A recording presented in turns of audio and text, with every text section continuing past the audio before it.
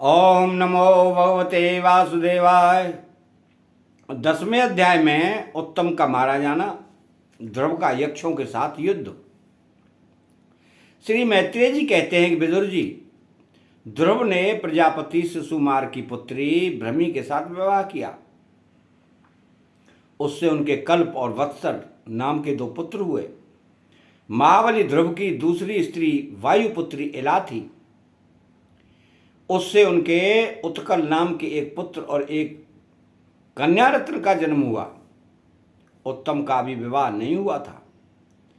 फिर एक दिन शिकार खेलते समय उसे हिमालय पर्वत पर एक बलवान यक्ष ने मार डाला। उसके साथ उसकी माता भी परलोक सिधार गई। ध्रुव ने जब भाई के मारे जाने का समाचार सुना तो वे क्रोध, शोक और उद्वेग से भरकर एक विजयप्रद रथ पर सवार हो यक्षों के देश में जा पहुंचे। उन्हें उत्तर दिशा में जाकर हिमालय की घाटी में यक्षों से भरी हुई अलकापुरी देखी। उसमें अनेकों भूत प्रेत पिशाचादि रुद्रानुचर रहते थे। विदुर जी, वहां पहुंचकर महाबाहु ध्रुव ने अपना शंख बजाया तथा संपूर्ण आकाश और दिशाओं को गुंजा दिया। उस शंख ध्वनि से यक्ष पत्नियां बहुत ही डर गईं। उनकी आंखें भय से कातर हो उठी।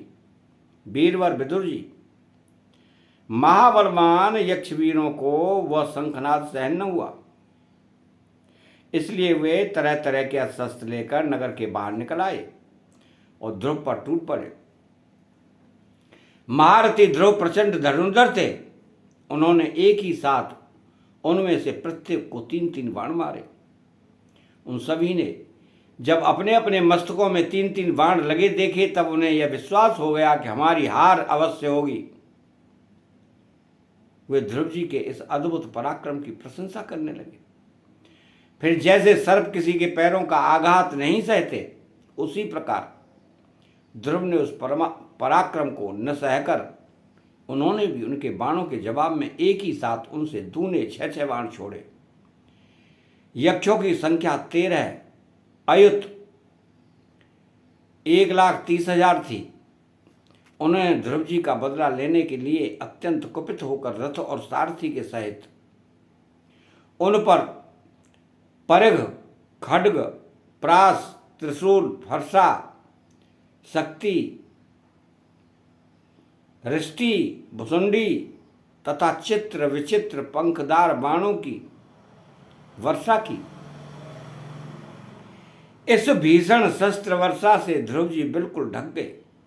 तब लोगों को उनका देखना जैसे ही बंद हो गया, वैसे भारी वर्षा से पर्वत का उस समय जो सिद्धगण आकाश में स्थित होकर यह दृश्य देख रहे थे, वे सब हाय हाय करके कहने लगे कि आज यक्ष सेना रूप समुद्र में डूबकर यह मानव सूर्य अस्त हो गया। यक्ष लोग अपनी विजय की घोषणा करते हुए युद्ध क्षेत्र में सिंह की तरह गरजने लगे। इसी बीच में ध्रुव जी का रथ एकाएक वैसे ही प्रकट हो गया जैसे कोहरे में से सूर्य भगवान निकल आते हैं। ध्रुव जी ने अपने दिव्य धनुष की टंकार करके शत्रुओं के दिल दहला दिए और फिर प्रचंड बाणों की वर्षा करके उनके अस्त्र शस्त्रों को इस प्रकार छिन्न भिन्न कर दिया जैसे आंधी बादलों को तितर बितर कर देती है। उनके धनुष से छूटे हुए तीखे तीर यक्ष राक्षसों के कवचों को भेद कर इस प्रकार उनके शरीरों में घुस गए जैसे इंद्र के छोड़े हुए वज्र पर्वतों में प्रवेश कर गए थे। विदुर जी, महाराज ध्रुव के बाणों से कटे हुए यक्षों के सुंदर कुंडल मणित मस्तकों से, सुनहरी ताल वृक्ष के समान जांघों से, वलय विभूषित बाहुओं से, हार भुजबंद मुकुट और बहुमूल्य पगड़ियों से पटी हुई वह वीरों के मन को लुभाने वाली समर भूमि बड़ी शोभा पा रही थी। जो यक्ष किसी प्रकार जीवित बचे, वे क्षत्रिय प्रवर ध्रुव जी के बाणों से प्राय अंग अंग भिन्न भिन्न हो जाने के कारण युद्ध कीड़ा में सिंह से परास्त हुए गजराज के समान मैदान छोड़कर भाग गए। नरश्रेष्ठ ध्रुव जी ने देखा उस विस्तृत रणभूमि में जब एक भी शत्रु अस्त्र शस्त्र देखने की हुई तो उनकी इच्छा अलकापुरी देखने की हुई, किंतु वे पुरी के भीतर नहीं गए। ये मायावी क्या करना चाहते हैं इस बात का मनुष्य को पता नहीं लग सकता।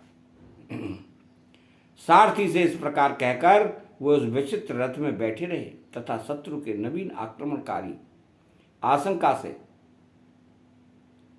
सावधान हो गए। इतने में ही उन्हें समुद्र की गर्जना के समान आंधी का भीषण शब्द सुनाई दिया तथा दिशाओं में उठती हुई धूल भी दिखाई दी। एक क्षण में ही सारा आकाश मेघमाला से घिर गया। सब ओर भयंकर गड़गड़ाहट के साथ बिजली चमकने लगी। निष्पाप विदुर जी, उन बादलों से खून, कफ, पीप, विष्टा, मूत्र एवं चर्बी की वर्षा होने लगी और ध्रुव जी के आगे आकाश से बहुत से धड़ गिरने लगे। फिर आकाश में एक पर्वत दिखाई दिया और सभी दिशाओं में पत्थरों की वर्षा के साथ गदा, परिधि, तलवार और मूसल गिरने लगे। उन्होंने देखा कि बहुत से सर्प वज्र की तरह फुफकार मारते रोषपूर्ण नेत्रों से आग की चिंगारियां उगलते आ रहे हैं। झुंड के झुंड मतवाले हाथी, सिंह और बाघ भी दौड़े चले आ रहे हैं। प्रलय काल के समान भयंकर समुद्र अपनी उमताल तरंगों से पृथ्वी को सब ओर से डुबोता हुआ बड़ी भीषण गर्जना के साथ उनकी ओर बढ़ रहा है। क्रूर स्वभाव असुरों ने अपनी आसुरी माया से ऐसे ही बहुत से कौतुक दिखलाए जिनसे कायरों के मन कांप सकते थे। ध्रुव जी पर असुरों ने अपनी दुस्तर माया फैलाई है। यह सुनकर वहां कुछ मुनियों ने आकर उनके लिए मंगल कामना की।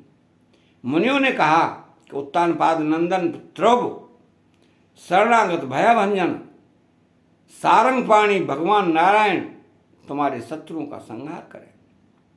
भगवान का नाम तो नाम ही है, जिसके सुनने और कीर्तन करने मात्र से मनुष्य दुस्तर मृत्यु के मुख से अनायास ही बच जाता है। अतः यहाँ 10वां अध्याय समाप्त हुआ।